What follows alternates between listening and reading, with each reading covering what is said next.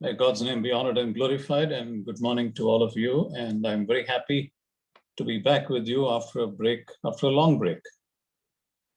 सभी लोगों को सुप्रभात और सभी लोगों को जय मसीह की। मैं बहुत खुश हूं कि आप लोगों के सामने बहुत दिनों के बाद जो है उपस्थित हूं।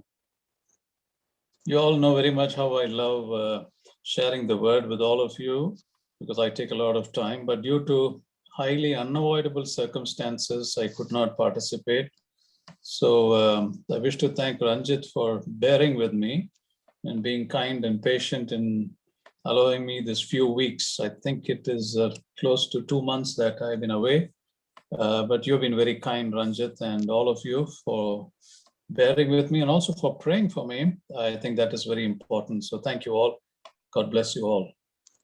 और अभी काफी समय हो चुका है। आप लोग सब जानते हैं कि मैं आप लोगों को कितना प्यार करता हूं। परमेश्वर का वचन प्रचार करने के लिए जो है मुझे कितना अच्छा लगता है, आप सब के सब जानते हैं। और मैं जो है काफी समय तक, करीबन 2 महीना तक मैं नहीं आ पाया क्योंकि तबीयत खराब थी। और भाई रंजित को भी मैं आभारी हूं इतना लॉन्ग गैप मुझे दिया थोड़ी सी विश्राम करने के लिए। And you know that when I make preparations, I take a long time in preparing for every study that I take, because I think that's very essential, but I could not do it the last few weeks.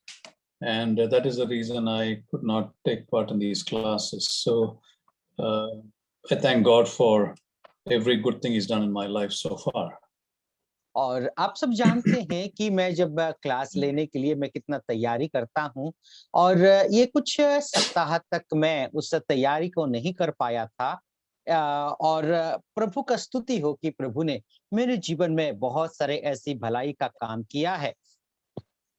And I wish to thank Ranjit for the very kind words he said to welcome me back. Thank you, Ranjit. I highly appreciate all that you said. I'm nothing. You all consider me at a very high level, but before God, I say I'm nothing. I'm just a very low person, and God has given me some talents. I'm using it, but I'm not sure how far I'm using it to the maximum potential. I'm trying my best. So thank you very much, Ranjit, for your very kind words. और भाई रंजित को भी मैं आभारी हूं जो उन्होंने मेरे विषय में कुछ अच्छी बातों को कही है। लेकिन मैं इतना सब पाने का योग्य हूं कि नहीं, मैं नहीं जानता। लेकिन परमेश्वर ने जो मेरे जीवन में जो टैलेंट को दिया है, उसको मैं प्रभु का महिमा के लिए जितना हो सके उतना मैं इस्तेमाल करने का, व्यवहार करने का मैं प्रयास करता हूं। It so happens that today I complete one more year in my life, and I've completed 61 years today. It so happens that this study and this day is so special. So I thank God and I covet your prayers. I'm sure all of you are praying for me. Thank you very much. I think we should sing a happy birthday song for you. We should sing one happy birthday to you. Yes. Yeah, I didn't anticipate that, Sibir and Ranjit. Without anticipating that, I told you. Otherwise, I wouldn't have told you that. Okay, चलिए, no problem. We can wish you now. So चलिए हम लोग एक happy birthday के गीत गाएंगे. Because I didn't expect this, but thank you very much for your wishes and your blessings. और बहुत बहुत धन्यवाद भाई जॉर्ज। और उसके साथ साथ आप सभी लोगों ने मेरे को जो जन्मदिन का जो शुभकामनाएं दिया है, उसके लिए भी मैं धन्यवादी हूं। मैं ये नहीं आशा किया था, लेकिन आप सभी लोगों ने जो मेरे को विशेष दी, उसके लिए मैं शुक्रिया अदा करता हूं। All of you who are wishing me on the chat, I wish to thank you and acknowledge that very much. I'm not very fast in responding. So that's the reason I'm not responding, but I read all your messages. So thank you very much. God bless you all. I consider you as my family, and that's the reason I told you about my birthday today. So thank you once again for everything. और मैं जो है आप सभी लोगों का chart को मैं पढ़ तो रहा हूं, लेकिन इतना जल्दी मैं आप लोगों को रिप्लाई नहीं कर पाता। और मेरा जन्मदिन के विषय में मैं इसीलिए आप लोगों को साझा किया, मैंने बताया, क्योंकि मैं समझता हूं कि आप सब के सब मेरा परिवार के एक-एक सदस्य हैं। All right, we will continue our study from the expedition of the children of Israel. और हम लोग जो है इज़राइल का उस मरु यात्रा का विषय को हम अध्ययन करेंगे और आगे बढ़ेंगे। As I told you earlier, and to remind all of us, there are 42 stations that has been recorded in the scripture. और जैसे कि मैं आप लोगों को स्मरण दिलाता हूं कि परमेश्वर का जो वचन है उसमें जो इज़राइल की मरु यात्रा का विषय देखो तो 42 ऐसे जगह है जिन्होंने पार करके गए हैं। I don't know how many of us have spent time in understanding or reading the stations. I thought it's appropriate, and I think Ranjit prompted that to me, and I took it as an indication from God that this is the subject I should deal currently, and I am spending sufficient time, I think, in preparing and educating myself as well as educating all of us. और जैसे कि मैं ये आप लोग कभी पढ़ करके कितना महत्व दिया है, कितना आप लोग समझे हैं, मुझे नहीं पता, लेकिन भाई रंजीत ने मुझे इस विषय के प्रति जब कहा और उसके साथ-साथ मैं जब अध्ययन करना शुरू किया, मुझे ऐसा लगा कि ये बहुत महत्वपूर्ण एक विषय है। हमें अपने आप को सिखाना और हम सब लोग मिल करके इस विषय को सीखना ज़रूरी समझा। All right, and we have considered till Rephidim last time. और पिछले समय से हम लोग जो है रेफिदीम का जगह तक हम लोग आ चुके हैं। Now we're going to move on to the next station, which is the Sinai wilderness. और अभी हम लोग जो है रेफिदीम से जो है सीनाई जो ये मरुभूमि है उसके और हम लोग आगे बढ़ेंगे। Now this is a very important station that we're going to consider today. और ये जो जगह है बहुत महत्वपूर्ण जगह है जिसके विषय में आज हम अध्ययन करने जा रहे हैं।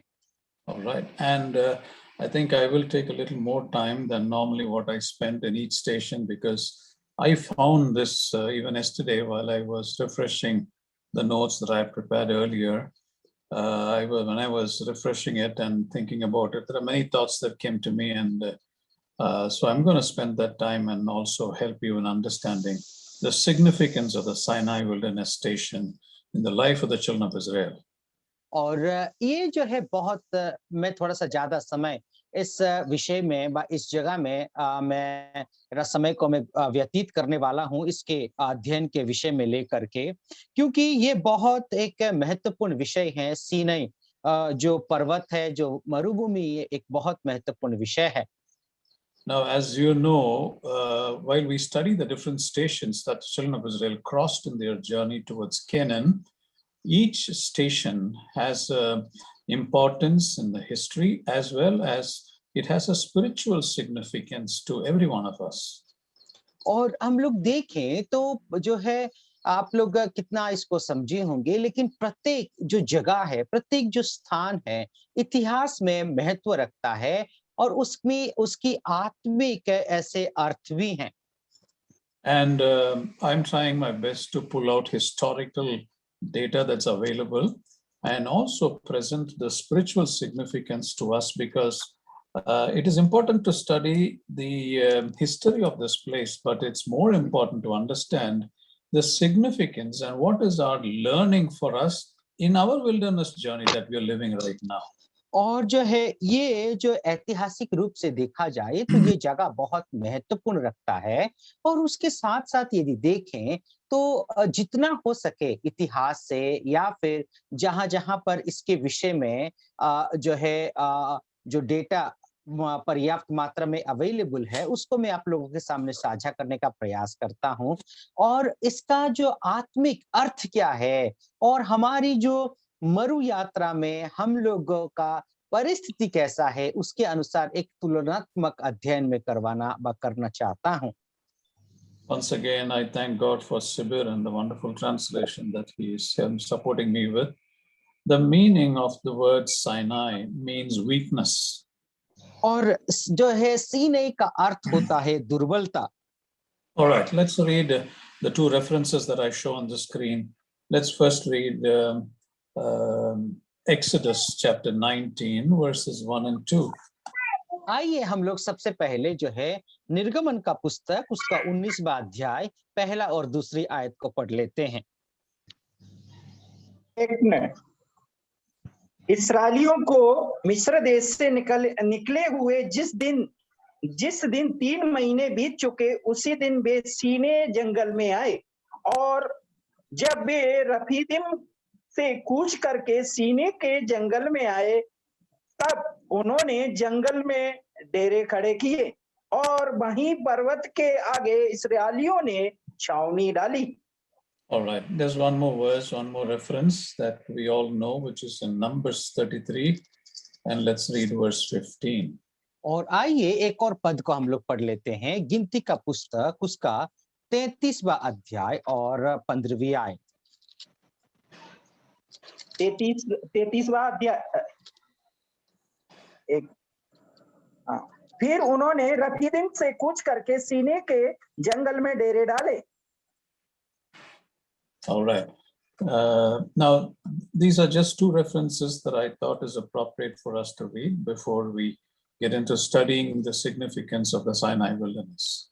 और सीनोई पहाड़ जो जंगल के विषय में पढ़ने से पहले ये मुझे ऐसा लगा कि ये दो महत्वपूर्ण पद हैं, हमें पढ़ लेनी चाहिए। And I felt while I was meditating yesterday that it is also important to read this verse that I'm showing you on the screen, which is Numbers 33 and verse 2. और मैं जब अध्ययन कर रहा था ऐसे वक्त में गिनती का पुस्तक उसका 33वां अध्याय 3रा पद भी पढ़ना मुझे जो है महत्वपूर्ण लगा। उस पद को भी हम लोग पढ़ लेते हैं। गिनती 33 का 2। मूसा ने यहोवा से आज्ञा पाकर उनके कुछ उसके पड़ावों के अनुसार लिख दिए और वे ये हैं। All right. You see, what impressed me and which I felt directed to share with you is the word, at the Lord's direction, Moses kept a written record of their progress. और अब देखिए मुझे कौन सी ऐसी बात महत्वपूर्ण लगा, वो ये है कि परमेश्वर की उस आज्ञा के अनुसार, निर्देश के अनुसार मूसा ने सब कुछ जो है सब बातों को लिख करके रखा। Now the New Living Translation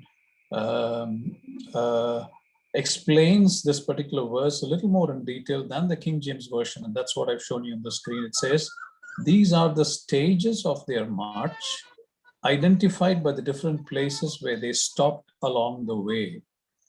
और जो है एक ऐसी न्यू लिविंग ट्रांसलेशन करके है, तो उस अनुवाद के अनुसार यदि देखा जाए तो इस तरीके से हम लोग समझ सकते हैं कि ये सब जगह जहां-जहां पर वे लोग गए थे और जहां-जहां जो मतलब जो जिस जगह में वो लोग रुके हुए थे उस रास्ते के यात्रा के समय में करके लिखा है। Now what is important is the Lord's direction. That is what impressed me when I read this verse. और जो है मैं जब पढ़ा तो सबसे महत्वपूर्ण बात और मुझे ये लगा कि परमेश्वर की उस आज्ञा के अनुसार, दिशा निर्देश के अनुसार। So what I want to tell you is, when the Lord directs and we abide by the Lord's direction, it will be an impressive incident in history, as much as what we are studying now, the children of Israel's travel through the wilderness. That's what we're studying now. And why? Because as per the Lord's direction, they moved. And that was very important. और ये जब इनके विषय में, Israel के लोगों के विषय में यदि देखें तो फिर जो है यहाँ पर जो महत्वपूर्ण बात को हम लोग देखते हैं कि वे लोग परमेश्वर का उस दिशा निर्देश के अनुसार वही जगहों पर वे लोग गए। And brothers and sisters, when we do things as led by the Lord, as per Lord's direction, we are people who can create history. We are people who can impact the world. We are people who can make God get all the glory and honor, provided we do things as per the Lord's direction. और मेरे प्यारे भाई और बहनों, यदि परमेश्वर का उस दिशा निर्देश को आज्ञा पालन करके अपना जीवन को यदि संसार में व्यतीत करते हैं, तो आप और मैं इतिहास को रच सकते हैं। और कैसा ना, वो भी जो है बहुत महान इतिहास को रच सकते हैं। संसार में बहुत बड़ा एक प्रभाव को हम लोग डाल सकते हैं और प्रभु की उस नाम को हम लोग महिमा ला सकते हैं। The Lord directed and Moses kept a written record, which is what we are studying now. और अभी वर्तमान में हम जो पढ़ रहे हैं वो बात यह है कि परमेश्वर ने दिशा निर्देश दिया और मूसा ने सब कुछ जो है वो सब कुछ विषय को, जो घटनाक्रम को लिख करके रखा। Now, in the Bible and outside the Bible too, we have very important people and their biography that we study and that we try to imply in our lives, don't we? और हम लोग जब लोगों का जीवनी के विषय में देखें, बाइबल में हो या फिर बाइबल के बाहर यदि देखें, तो उनका जीवनी को हम लोग पढ़ते हैं और उनका जीवन से जो है, जीवनी से हम बहुत कुछ सीख लेते हैं। Those characters that we try to imbibe or we try to replicate in our lives or follow in our lives, who have impressed us very much, isn't it? और ऐसा ही है, जो लोग ऐसे नमूना भरा जीवन को जीते हैं, उन लोगों का जीवन को हम अनुसरण करते हैं, उसको कॉपी कर लेते हैं। And in the Word of God, such biographies that are written and that we follow is biblical and scriptural and very spiritual. So that is something that we do. But outside the Bible, people are driven by different things to achieve certain things, and they go by what was directed by them. और आप देखिए, परमेश्वर का वचन के अनुसार यदि देखें, तो प्रभु का वचन में जो जीवनी दिया है, वो जीवनी बहुत अच्छी बात है। ये बाइबल आधारित है, ये आत्मिक है, उनका हमें अनुसरण और अनुकरण करना चाहिए।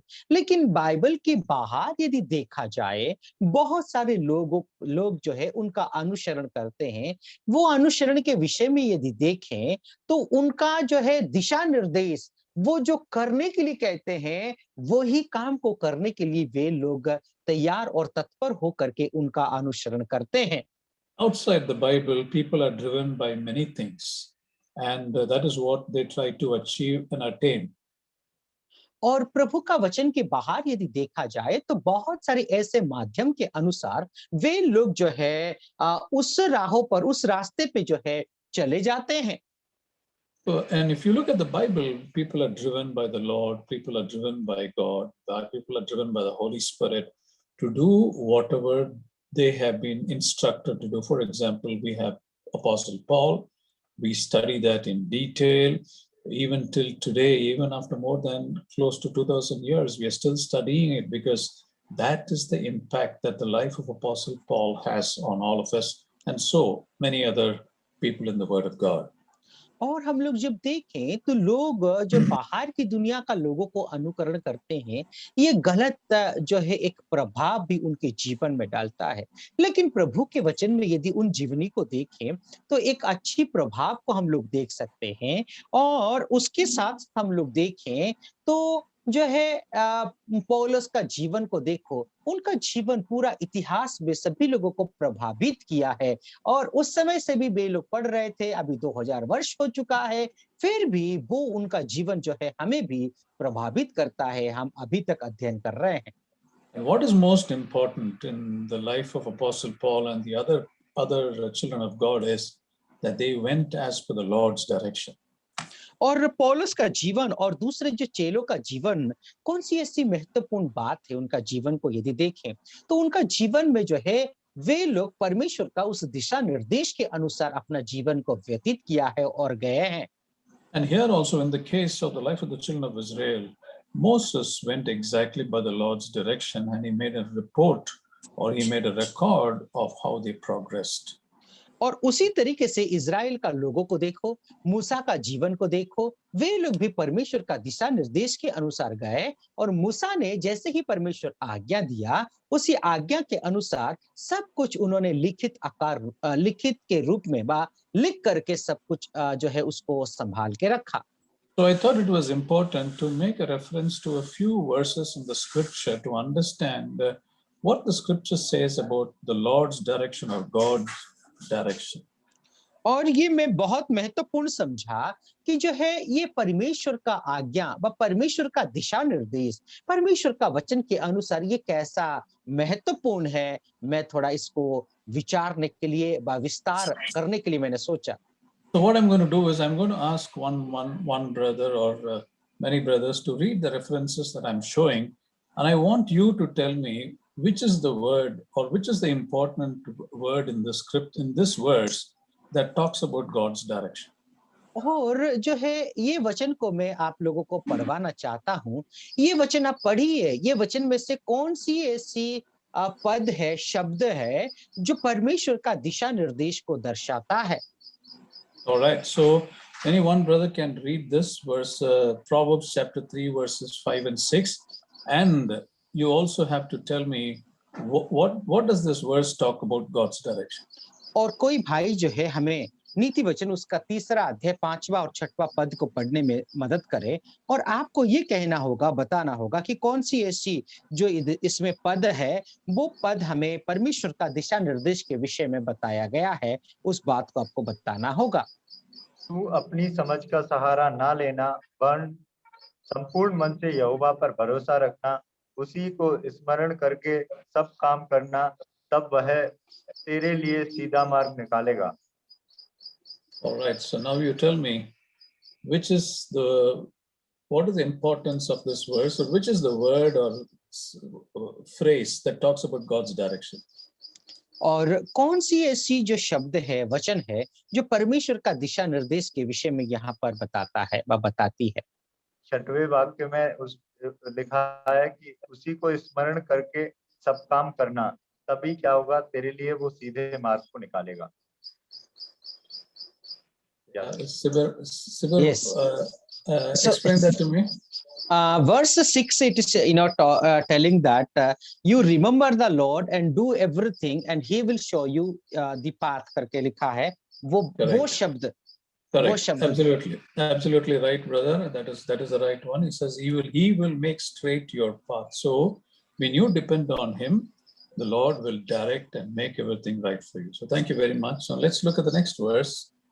आइए दूसरा पद को भी देख लेते हैं। Yeah, someone can read this and also tell me which is the word or phrase which talks about God's direction in this verse. Psalm 32 and verse 8.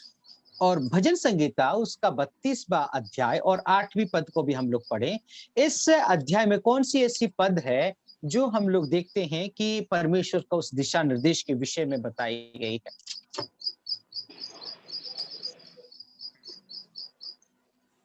Shall I read, sir? Yes, yes, please. मैं तुझे बुद्धि दूंगा और जिस मार्ग में तुझे चलाता हूँ उसे मैं तेरी अगुवाई करूंगा। मैं तुझ पर कुदृष्टि रखूंगा और सम्मति दिया करूंगा। So which is the word or words that talk about God's direction? मैं तुझे बुद्धि दूंगा और जिस मार्ग पर तुझे चलाता हूँ उसे तेरी अगुवाई करूंगा। Yeah, so thank you, brother. I will instruct you, I will counsel you. These show God's direction. और यहाँ पर हम लोग देखते हैं कि मैं तुझे बुद्धि दूंगा और शिक्षा दूंगा और मैं तुझे अगुवाई करूंगा। ये जो वचन है तो हमें बताती है कि परमेश्वर का उस दिशा निर्देश के विषय में। All right. I want some other brother also to read, or some other brothers. I think there are quite a few brothers here in this group. So I want someone else also to participate in this. So read Psalm 37 and verse 23. और कोई भाई लोग पढ़ने में हमें मदद करें क्योंकि इस ग्रुप में बहुत सारे लोग हैं। भजन संगीता उसका 37 का 23। 37:23 Psalms. 37 का 23।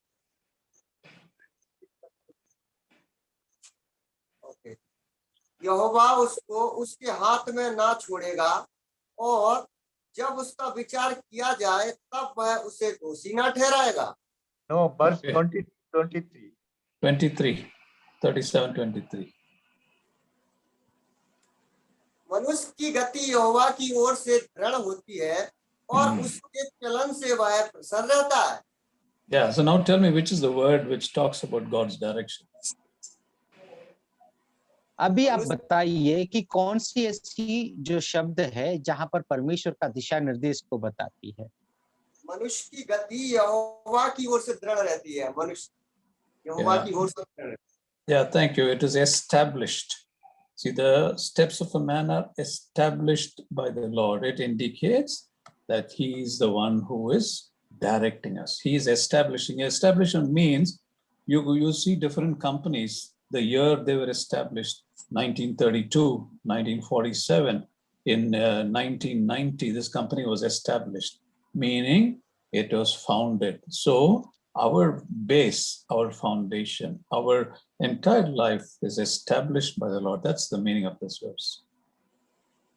और हम लोग यहाँ पर एक शब्द को देखते हैं जो एस्टैब्लिश, उसका मतलब दृढ़ होना करके यहाँ पर अनुवाद किया गया है, लेकिन स्थापित होना सही होगा। स्थापित मतलब जैसे कि आप लोगों ने बहुत सारे कंपनी वगैरह देखे होंगे, उस कंपनी जो है इस मसीहा में, इस साल में जो है वो कंपनी स्थापित हुआ था, वैसे ही हमारा जीवन जब प्रभु में शुरू होती है, उसी समय ही परमेश्वर हमारी राहों को स्थापित करता है, दृढ़ करता है। Now, in the King James Version, it says, the ways of a man are ordered by the Lord. Ordered means he's directing or he's giving instruction. That's the meaning of order and establish. और हम लोग यदि देखें तो फिर जो है king James Bible जो है उसमें इस तरीके से अनुवाद किया है कि मनुष्य का जो गति है यहोवा के द्वारा दिशा निर्देश दी जाती है, बस स्थापित होता है। All right, let's read one more verse. There are quite a few verses which I have recorded, but I will share it with you. But for a passage of time, you can read that now. Jeremiah chapter 29 and verse 11. और आइए हम लोग यिर्मयाह का पुस्तक उसका 29वां अध्याय और 11वीं पद को भी पढ़ लेते हैं।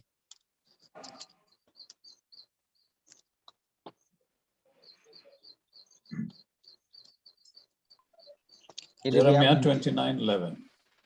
क्योंकि यहोवा की यह वाणी है कि जो कल्पनाएं मैं तुम्हारे विषय करता हूँ उन्हें मैं जानता हूँ, वे हानि की नहीं वरन कुशल ही की है, और अंत में तुम्हारी आशा पूरी करूंगा। So now tell me which is the word or words which talks about God's direction. और आप अभी बताइएगा कि कौन सी ऐसी जो शब्द है जो हमें ये दर्शाता है कि परमेश्वर का उस आज्ञा के विषय में, परमेश्वर के उस दिशा निर्देश के विषय में यहाँ पर बताई गई है। यहोवा की यह वाणी है जो कल्पनाएं मैं तुम्हारे विषय में करता हूँ, यानी परमेश्वर जो हमारे विषय में सोचते हैं, मैं तुम्हारे विषय, जो कल्पनाएं मैं तुम्हारे विषय करता हूँ। Correct. I know the plans I have for you. You see the word plans that comes in at least more than once here. So he plans everything for us. So when he plans, it is not for evil. And this is a very important verse, brothers and sisters. You can make a note of it. All these verses are very important. These are all promises. These are all verses that we can hold on to when we pray. As I've told you before, I think I've told you before, when we pray, hold on to the promises, claim the promises. It means we must know these Bible verses by heart. So we must pray with these promises and say, Lord, you have said that you are planning my welfare, and it is not for evil, it is not for good. So according to that, do whatever you have to do in my life. That's how I think we need to pray when we claim these promises. So this verse is a very important verse. The Lord plans our life. You see, that's what it says. और अब देखिए इस शब्दों को, इस पदों को देखो कि परमेश्वर हमारा जीवन के विषय में योजनाएं करता है, कल्पनाएं करता है, और परमेश्वर जो कुछ भी योजनाएं करता है हमारी भलाई के लिए होती है, ना कि हमारी बुराई के लिए। और परमेश्वर हमारी भविष्य को देख करके ये सब कुछ कल्पनाएं, योजनाएं वो परमेश्वर करते हैं। और देखिए मेरे प्यारों, ये बहुत महत्वपूर्ण वचन है जो परमेश्वर आपके और मेरे जीवन में जो है दिशा निर्देश देते हैं। One thing that I want to add here, brothers and sisters, is this verse says the Lord plans everything, our welfare, not for evil. It is for good only. Many times when we go through difficulties, we think, why is this come to me? God does not plan evil, negative things, bad things for us. He always plans things that are good because God is so good. No, we have got that chorus which says, God is so good. God is so good. God is so good. He's so good to me. I teach that in the Sunday school, and my Sunday school children sing this very well. So God is so good right from the beginning till the end. There's no evil that he plans. Evil that is planned is only by Satan. The negative things that happen in our life is only by Satan. But the good things are from the Lord. Sorry, Sibyl, carry on. Okay, no problem. Okay so इस बात को हम लोग देखते हैं, एक बहुत महत्वपूर्ण पद है। देखिए, परमेश्वर जो कुछ भी योजनाएं करते हैं, कल्पनाएं करते हैं, ये सब कुछ जो है हमारी भलाई के लिए होती है, ना कि हमारी बुराई के लिए, मेरे प्यारों। पर हम लोग सब के सब ये गाना को गीत को हम लोग जानते हैं, वो ये है कि यीशु अच्छा है, यीशु अच्छा है और यीशु अच्छा है, यीशु अच्छा है, यीशु अच्छा है, मेरे लिए अच्छा है। ये अंकल कहते हैं कि संडे स्कूल में वो गाना को सिखाते हैं। हाँ मेरे प्यारो, जो है ये संडे स्कूल के लिए ही नहीं, हमके लिए है। प्रभु जो है हमारे लिए अच्छा है। हमारे जीवन में जब कष्ट और दुख का परिस्थिति में हम लोग होते हुए जाते हैं, हमको ऐसा लगता है कि प्रभु हमारे बुराई के लिए सब कुछ करता है, लेकिन ऐसा नहीं है। सब कुछ प्रभु जो है हमारी अच्छाई के लिए ही योजनाएं बनाते हैं। I'm sorry if this has taken time, but I felt all these verses very, very important when we are studying the expedition of the children of Israel, and to know about God's direction in our lives, which is applicable even today. That is the reason I asked some of you to read it and also to explain it, so that it remains in our mind. Because when you read it aloud, and when you think about it and try to explain it, you will retain it much better than just by reading it. That's why I did that.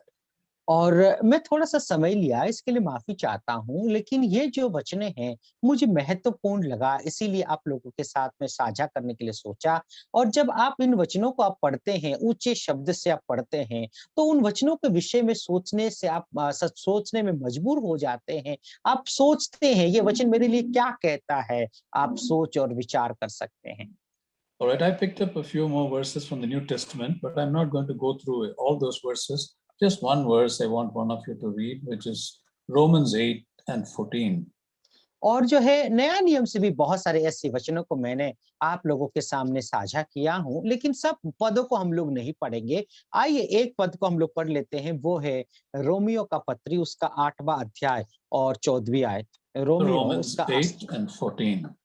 आइए Romeo 8 का 14 पद को हम लोग पढ़ लेते हैं। Anyone can read, brothers or sisters, whoever it is. I have no difference in that. इसलिए कि जितने लोग परमेश्वर की आत्मा के चलाए चलते हैं, वे ही परमेश्वर के पुत्र हैं। All right. So tell me, which is the word which talks about God's direction in this verse? और यहाँ पर कौन सी ऐसी शब्द है, कौन सी ऐसी पद है जो परमेश्वर का दिशा निर्देश के विषय में बताती है? इसलिए जितने लोग परमेश्वर की आत्मा के चलाए चलते, यानी परमेश्वर की आत्मा से परिपूर्ण चलाई चलती है, right? Well, you said that right. Who are led, all right? That is God's direction. When we are led by God's direction, it shows that we are the sons of God. We are not slaves, but we are the sons of God.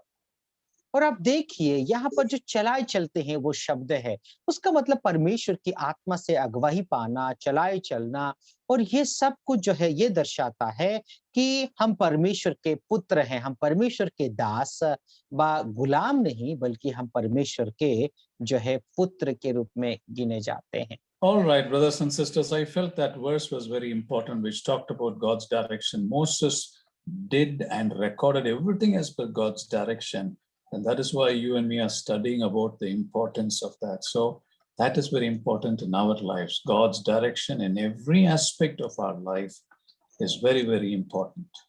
और मेरे प्यारे भाई और बहनों, ये बहुत महत्वपूर्ण लगा, इसीलिए मैं आप लोगों को इस विषय को साझा किया। जब मूसा के जीवन के विषय में देखें, तो मूसा ने जो परमेश्वर ने जैसा दिशा निर्देश दिया, वैसे ही सब विषय को उन्होंने जो है उसको लिखित रूप में लिख करके उसको रखा। And so what you see on the screen are the different stations. We have covered up to Rephidim, as I said, and now we are considering the 12th station, which is the Sinai wilderness.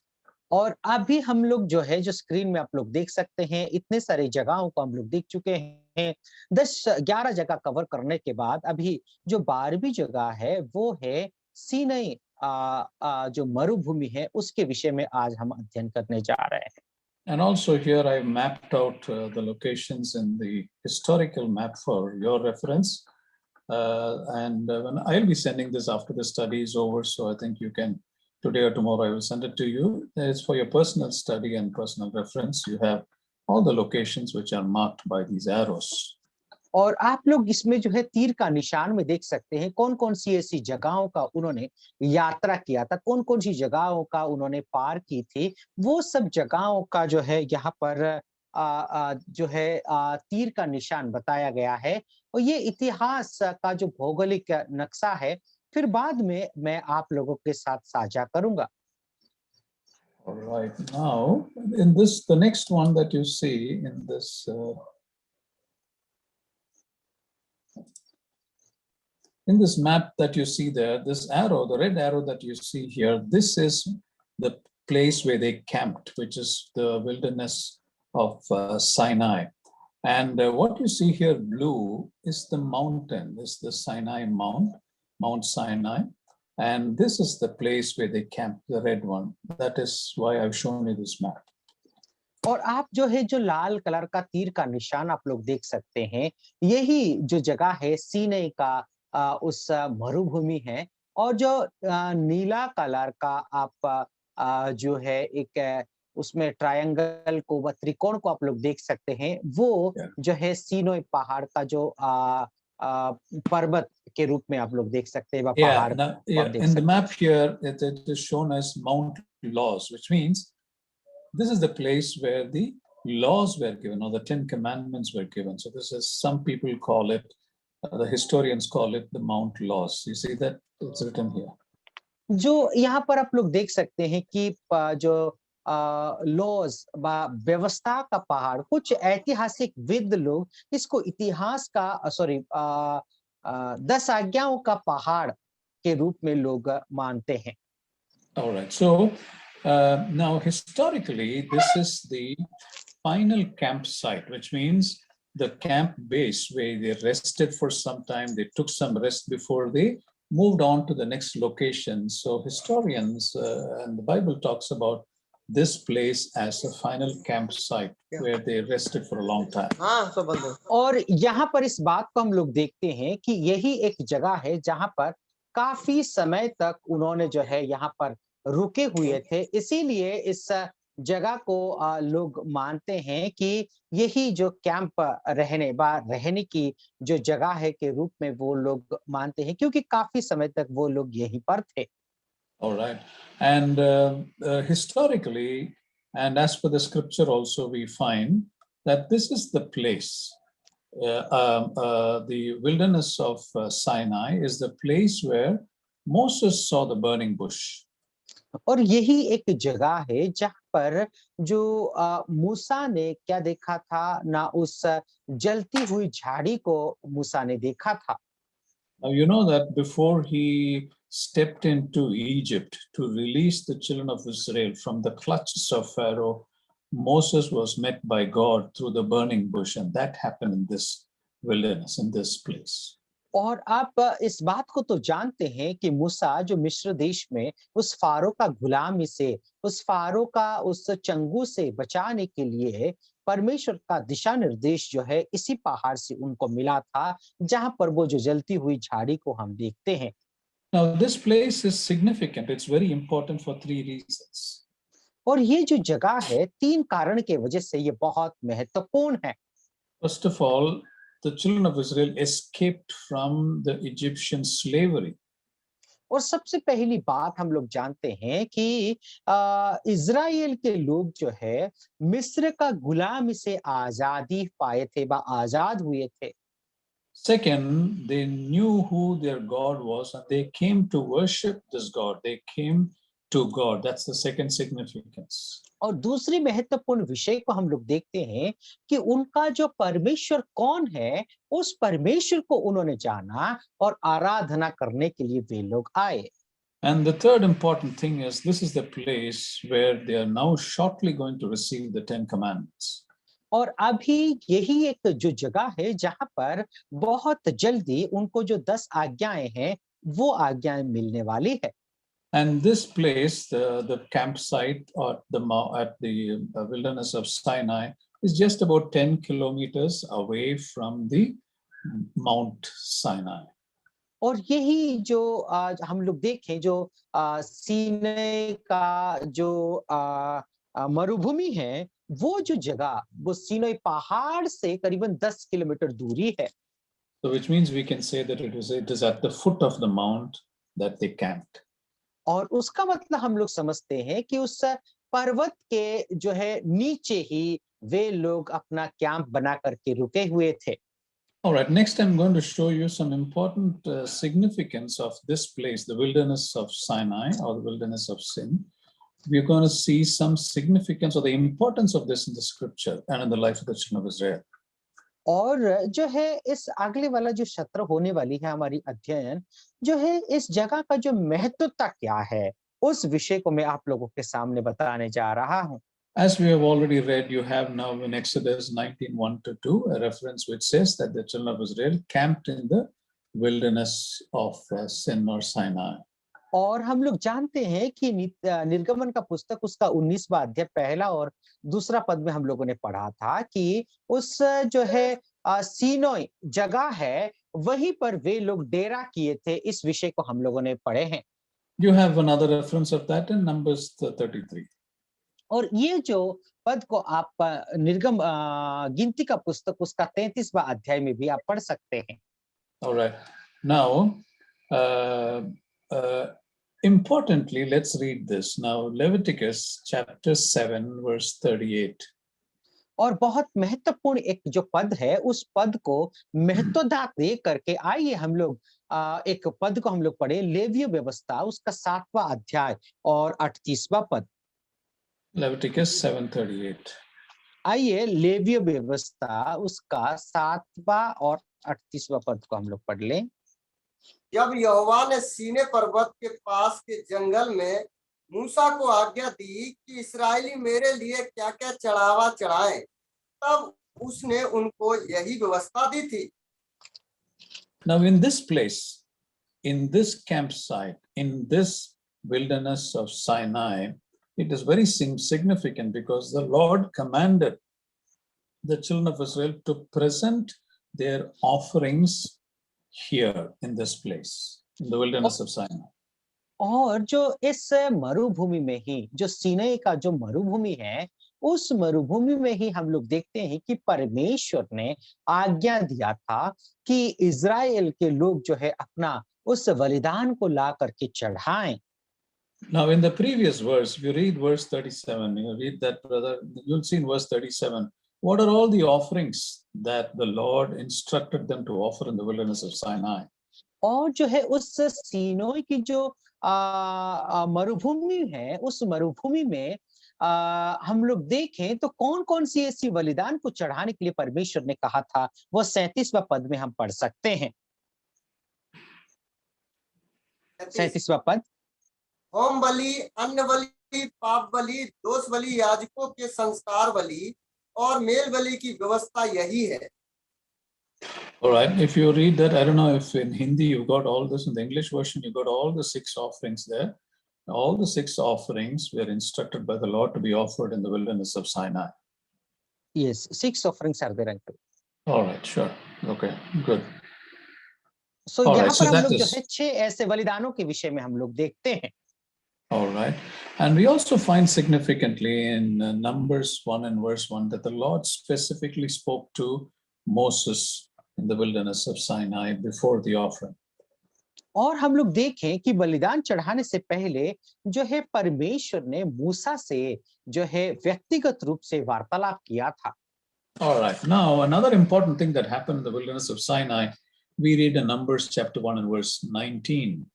और एक बहुत महत्वपूर्ण घटना जो है उस मरुभूमि में हुई थी, वो गिनती का पुस्तक हम लोग पहला अध्याय और 19वां आयत में हम लोग देख सकते हैं। All right. That's what you read in, so let's read that verse 19. आइए हम लोग 19वां आयत को भी पढ़ लेते हैं। गिनती का पुस्तक उसका पहला अध्याय 19वां पद। 19 पद। जी। Yeah, chapter 1, verse 19. जिस प्रकार यहोवा ने मूसा को जो आज्ञा दी थी, उसी के अनुसार उसने सीने के जंगल में उनकी गणना की। You see here, the Lord advised Moses to count the number of males more than 20 years to prepare them for the war. और आप देखिए कि यहाँ पर मूसा को परमेश्वर निर्देश देते हैं, आज्ञा देते हैं कि जो इज़राइल के जो पुरुष लोग हैं उनका गिनती करने के लिए कहा, ताकि जो है करीबन 20 साल के बाद उनको युद्ध के लिए प्रस्तुत करे, तैयार करे। The next verse, if you read verse 20, you will find that all male above 20 years were to be counted so that they could consider them as warriors and people who are prepared for any kind of war. और जो है हम लोग देखते हैं 20वां आयत को यदि आप लोग पढ़ेंगे तो वहां पर हम लोग देख सकते हैं कि 20 साल से ऊपर के लोगों को गिना जाए, ताकि वे लोग कोई भी किसी भी प्रकार के जो युद्ध है या फिर कोई भी प्रकार का काम है उसके लिए वे लोग तैयार और तत्पर रहें। Another important thing you find in Numbers chapter 3 and verse 4. और एक और शब्दों को हम लोग देख सकते हैं उसका गिनती का पुस्तक उसका नंबर chapter 3 verse 4 और तीसरा अध्याय और उसकी चौथा पद को हम लोग पढ़ेंगे। नादाब और अबीहू जिस समय मैं सीने के जंगल में यहोवा के सन्मुख ऊपरी आग ले गए, उसी समय यहोवा के सामने मर गए थे और वे पुत्रहीन भी थे। एलियान जाकर और ईतामार अपने पिता हारून के सामने याजक का काम करते रहे। Now you remember, as I told you just now a few minutes back, that the Lord advised them to do all the offerings, to make all the offerings in the wilderness of Sinai. And we know that Nadab and Abihu, the children of Aaron, offered unholy fire in the sacrifices and they were struck by the Lord. और आप जानते हैं इस विषय को कि जो है हम परमेश्वर ने इज़राइल के लोगों को बलिदान चढ़ाने के लिए उनको दिशा निर्देश दिया था, आज्ञा दिया था। और फिर बाद में हम लोग आयरन का जो पुत्र थे नादाब और अबीहू, उन्होंने परमेश्वर के सामने अशुद्ध बलि को उन्होंने चढ़ाया था और परमेश्वर उसके वजह से उनको जो है सजा मौत की दी थी। All right, let's read another important incident that happened at this campsite. Is Numbers chapter 9 and verse 5. और आइए एक और बहुत महत्वपूर्ण पदों को हम लोग देखें, वो है गिनती का पुस्तक उसका 9वां अध्याय और 5वीं पद।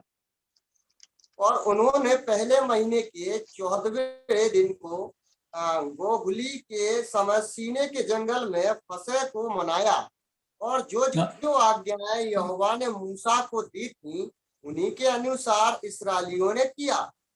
Now you will notice that the first Passover was observed here after Egypt. They traveled from Egypt. The history records, and this is what the scripture also says, they observed the Passover in the first month in the wilderness of Sinai. So that's another important historical event that happened in the wilderness of Sinai, the campsite that we are studying now. और जो है एक बहुत महत्वपूर्ण घटना जो है उस सीनै के जंगल में हुआ था, मरुभूमि में हुई थी, वो ये है मिस्र देश से जो है फसह पर्व मनाने के बाद यहाँ पर पहली बार जो है वे लोग उस वर्ष के पहला जो महीना था व पहला दिन था, उसमें जो है हम लोग देखते हैं कि वे लोग जो है उस फसह का पर्व को वे लोग मनाते हैं। ये है एक ऐतिहासिक घटना। All right, so those were some significant, some important historical events biblically that happened when the children of Israel camped at the wilderness of Sinai. और यही एक महत्वपूर्ण विषय जो घटनाएं हैं जब उस सीनै का उस पर्वत में वे लोग वहां पर डेरा किया था, उस वक्त में ऐसे यही सब घटना हुई थी। And there are quite a few wilderness that some time back I pointed out to you. There are 5 or 6 wilderness in the map that I pointed to you some time back, and I'm showing it to you once again. और एक और बार मैं आप लोगों को दिखाना चाह रहा हूं कि काफी समय पहले और हम लोग इस विषय को पढ़ चुके हैं, करीबन 6 ऐसे मरुभूमि जो जगह थी उस जगहों के विषय में हम अध्ययन कर चुके हैं। You have the wilderness of Shur. और आप लोग शूर का मरुभूमि के विषय में जानते हैं। I don't know if you can see my map and my cursor, the arrow. The first arrow is wilderness of Shur. Then you have the wilderness of Etham here. और आप लोग जो है स्क्रीन पर, yes uncle, we can see it. We can see तो you, हम लोग yes. इस यस Yeah. सो जो है पहला जो मरुभूमि थी वो है शूर, फिर बाद में दूसरा मरुभूमि को हम लोग यदि देखें वो एथाम Yes. का मरुभूमि थी। Etham, yeah. And then you have the wilderness of Sin. और फिर बाद में सिन की जो मरुभूमि थी। And then you have the wilderness of Sinai, which is what we're studying now. और वर्तमान में जिस मरुभूमि के विषय में हम अध्ययन कर रहे हैं वो मरुभूमि है सीनोई, व सीनै का जो मरुभूमि है। Then you have the wilderness of Paran. और आप लोग जो है देख सकते हैं अगले जो है पारान का जो मरुभूमि है। And the last one, you have the wilderness of Zin. और जो आखिरी मरुभूमि के विषय में हम देखेंगे आने वाला समय में वो है मरुभूमि जीन का मरुभूमि है। Quite often we get confused with the wilderness of Zin and the wilderness of Sin. और बहुत बार हमें यही जो है द्वंद्वित कर देता है, संदेह में डालता है कि सीन का जो मरुभूमि है और जीन का मरुभूमि है। Or I think these are two different wilderness that exists as per history and the geographical map of those days. और उस समय की जो है भौगोलिक नक्शा और हम इतिहास के अनुसार देखें तो ऐसे अलग-अलग 2 मरुभूमि हैं। All right, and the wilderness of Sin or Sinai is mentioned about 4 times in the scripture. और प्रभु का वचन में यदि उस सीनै पहाड़ के विषय में यदि देखें तो 4 बार उस पहाड़ व पर्वत के विषय में बताई गई है। And in the wilderness of Sinai, we find that the children of Israel grumbled for food. They murmured for food. और सीनै पहाड़ के नीचे ही बा उस जंगल में वे लोग उस भोजन के लिए ही वे लोग कुड़कुड़ाए थे। You have that in Exodus chapter 16 and verse 3 where they hungered for flesh and meat. They longed for. इस विषय को आप जो है निर्गमन का पुस्तक उसका 16 अध्याय और 3री आयत में आप लोग देख सकते हैं कि वे लोग उस मांस खाने के लिए वे लोग कुड़कुड़ाए थे। And the Lord heard their murmurings, and Lord gave them the heavenly food, which is manna, and then the Lord gave them flesh also, which are quails for them to eat. और उनका कुड़कुड़ाहट को परमेश्वर ने, उनका चिल्लाहट को, उनकी पुकार को परमेश्वर ने सुना और मन्ना एक भोजन के रूप में उनको प्रभु खाने के लिए दिया और उसके साथ साथ जो है मांस भी, जो पक्षियों को लेकर के आके परमेश्वर ने उनको मांस भी खिलाया। All right, now this wilderness of Sinai or the wilderness of Sin that we saw just now, out of those 6 wilderness, it has nothing to do with the word sin. It is just a pronoun. It's the name of a place. और जो है pardon me uncle once again. The wilderness of sin that we saw earlier, 6 wilderness, there's one called wilderness of sin. Now that wilderness of sin or Sinai does not have anything to do with the word sin. Pap. No, it has nothing to do with that. It's just all right. Yes, just a pronoun. All right. So हम लोग इस विषय को जानते हैं कि जो सिन के जो मरुभूमि के विषय में हम लोग देखे हैं वो सिन और ये जो शब्द पाप है वो अलग-अलग शब्द है। ये सिन अंग्रेजी में 2 सिन है। सिन का मरुभूमि है और सिन का अर्थ होता है पाप होता है। Now the sin means history says that it is the name of the moon god where people in the desert were worshipping. The desert dwellers, the nomads or the wanderers, they worshipped the moon god, and the name of the moon god was Sin. और जो है मरुभूमि में जो रहने वाले लोग हैं, वे लोग उस सिन देवता की पूजा करते थे। वो सिन देवता जो चंद्रमा की देवता के रूप में वे लोग मानते थे और उसकी वे लोग पूजा करते थे।